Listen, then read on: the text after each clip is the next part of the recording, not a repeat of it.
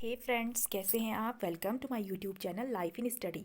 तो आज मैं लेके आई हूँ MHI 3 का जो सेकंड है पार्ट, यानी कि जो सेकंड सेमेस्टर की तैयारी कर रहे हैं उनके लिए 12th यूनिट है प्रत्यक्षवादी परंपरा।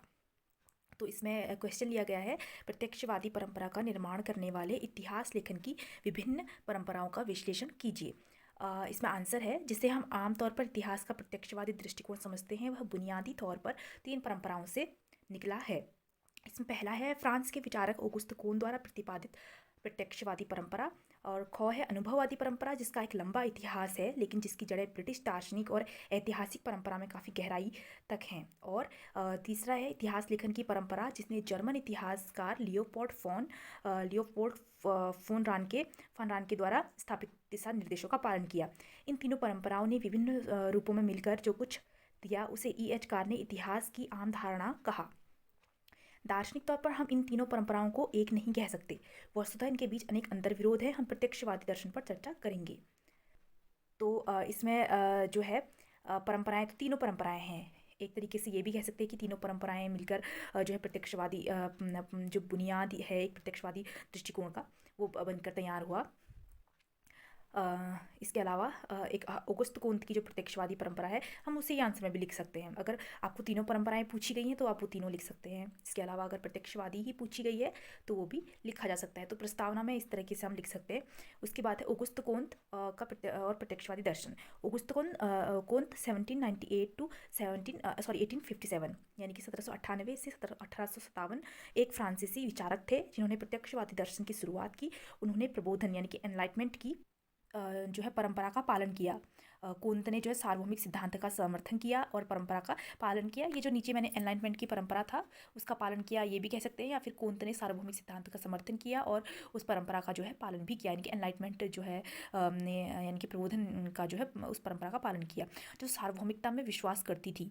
प्रबोधनवादी विचारकों की धारणा थी कि अगर कोई बात किसी एक समाज पर लागू हो सकती है तो वह अन्य समाजों के लिए भी वैध है। इसलिए उन्होंने सोचा कि सार्वभौम नियम बनाना संभव है, यानी कि इसको इस तरीके से याद कर सकते हैं। औगुस्त कोन जो है सार्वभौम नियम दिया। अब सार्वभौम का सीधा सा मतलब है कि वो सभी के लिए, कोई भी अगर नियम कानून है तो वो सभी के लिए, ना कि एक पर्टिकुलर व्यक्ति या फिर एक पर्टिकुलर समाज के लिए या एरिया के लिए नहीं, पर संपूर्ण समाज के लिए जो है वो नियम वैध होगा। तो सार्वभौम नियम बनाना संभव है जो कि संपूर्ण विश्व के लिए वैध होगा। ये हमने अभी बात करी। व्यक्तिवाद का विरोध किया। ये भी कह सकते हैं कि कोंत ने जो है व्यक्तिवाद का विरोध किया। उसके बाद जिसे रूमानी विचारधारा वाले जो है प्रचारित करते थे। कोंत 1814 से 1824 के बीच एक आदर्शवादी समाजवादी हेनरी सेंट साइमन, जो कि 1760 से 1825 में जो है उनके शिष्य थे। हेनरिक सेंट साइमन के शिष्य थे औगुस्त कोंत। सेंट साइमन के अलावा उन पर जॉन लॉक 1632 से 1704, डेविड ह्यूम 1711 से 1776 और इमैनुअल कांट 1724 से 1804 का भी प्रभाव था। इन सभी के प्रभावों ने दर्शन की अपनी प्रणाली विकसित करने में मदद पहुंचाई। उनकी पुस्तकें हैं the course of positive philosophy और the course of positive politics. देखिए फ्रेंड्स, इसमें the course of positive philosophy और the course of positive politics, बस आपको पॉलिटिक्स और फिलोसफी ये याद करना है। The course of positive same है। इनकी जो है ये है पुस्तकें दो। पहली पुस्तक 1830 से 1842 के बीच 6 खंडों में प्रकाशित हुई। और इसी पुस्तक में उन्होंने इतिहास के बारे में अपने सैद्धांतिक मॉडल की व्याख्या की। कोंत के अनुसार सभी अवधारणाओं और ज्ञान का क्रमिक विकास 3 चरणों से गुजरता है। पहला धार्मिक या काल्पनिक, अधिभौतिक या अमूर्त, और थर्ड है वैज्ञानिक या प्रत्यक्ष। इसमें पहला चरण प्राथमिक चरण है, जिसके जरिए मानव मस्तिष्क को अनिवार्य रूप से गुजरना होता है। दूसरा चरण संक्रमणकालीन है और तीसरा चरण मानवीय समझदारी की अंतिम एवं तय तथा निश्चित अवस्था है।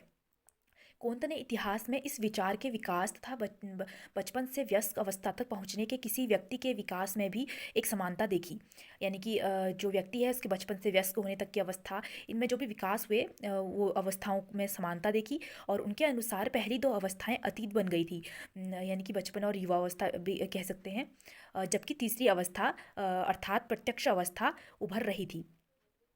जो युवा के बाद आती है प्रौढ़ावस्था भी कह सकते हैं उसको। उसके बाद आती है वृद्धावस्था। तो जो प्रौढ़ावस्था है, जिसमें आदमी कह सकते हैं व्यक्ति को, जब कोई युवा आदमी बनता है तो उसमें जो है प्रत्यक्ष अवस्था जो है उभर रही थी। कोंत का विचार इस प्रत्यक्ष अवस्था पर विज्ञान और उद्योग का प्रभुत्व था। इस युग में धर्मशास्त्रियों और पुरोहितों का स्थान वैज्ञानिकों ने ले लिया था, और व्यापारियों सहित उद्योगपतियों, प्रबंधकों और महाजनों ने योद्धाओं का स्थान ले लिया था।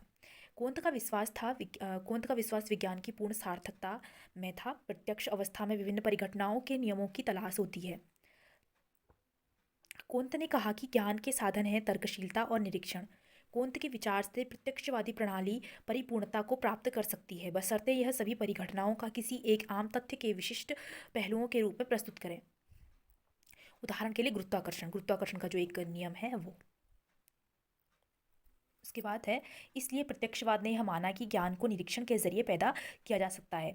इस मामले में प्रत्यक्षवाद और अनुभवजन्य परंपरा में बहुत ज़्यादा समानता है, क्योंकि अनुभवजन्य परंपरा ने ऐन्द्रिक अनुभूति की भूमिका पर जोर दिया है। इस प्रकार निरीक्षण और अनुभूति को अत्यंत महत्वपूर्ण और बुनियादी स्तर पर देखें तो प्रत्यक्षवादी दर्शन का व्यक्तिवादी तथ्यों से कोई सरोकार नहीं है। उल्टे वे सामान्य नियमों में विश्वास रखते हैं।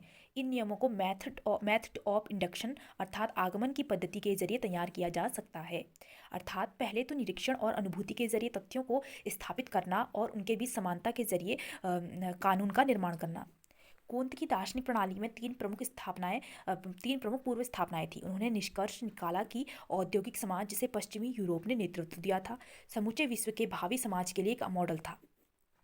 उनका विश्वास था कि वैज्ञानिक चिंतन, जिसे वह प्रत्यक्षवादी दर्शन कहते थे, विज्ञान और समाज दोनों पर लागू किए जा सकते थे।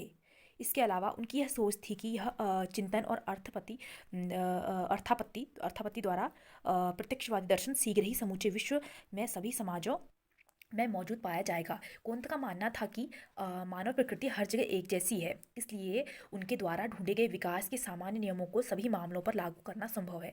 इसमें से कुछ विचार कोंत के युग में आम थे।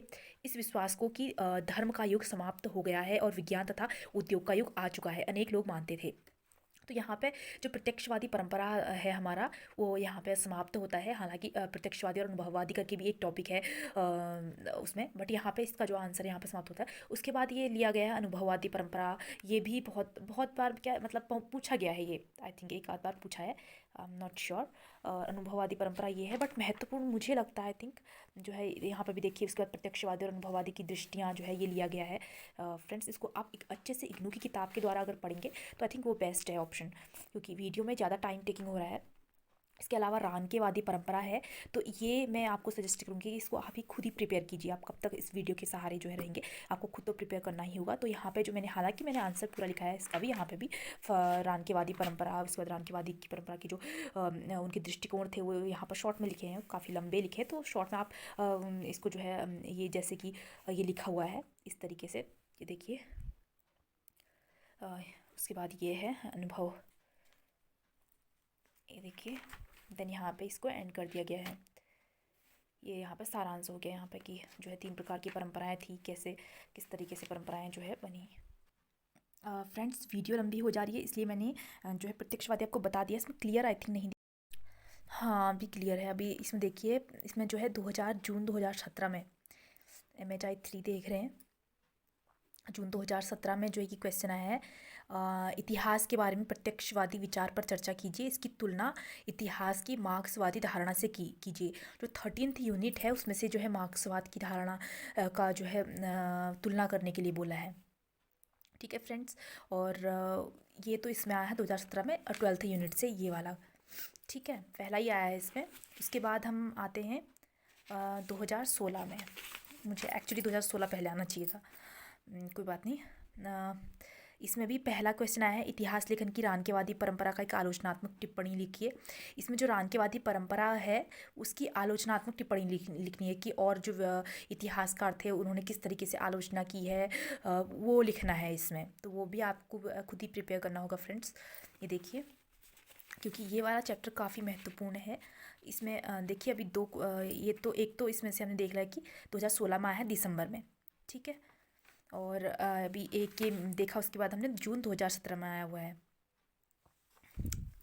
देन उसके बाद ये आया है हमारा जून 2019 में आया है, इतिहास लेखन की रानकेवादी परंपरा पर एक टिप्पणी लिखिए। तो इस सिंपल सा है, तो रानकेवादी की जो परंपरा की एक टिप्पणी की रानकेवादी ने को क्या क्या जो है दृष्टिकोण थे उनके, उन्होंने क्या क्या बताया इतिहास लेखन के बारे में, तो ये सब उन्होंने जो है यहाँ पे पूछा है, तो ये आया है 2019 में रानकेवादी परंपरा के बारे में।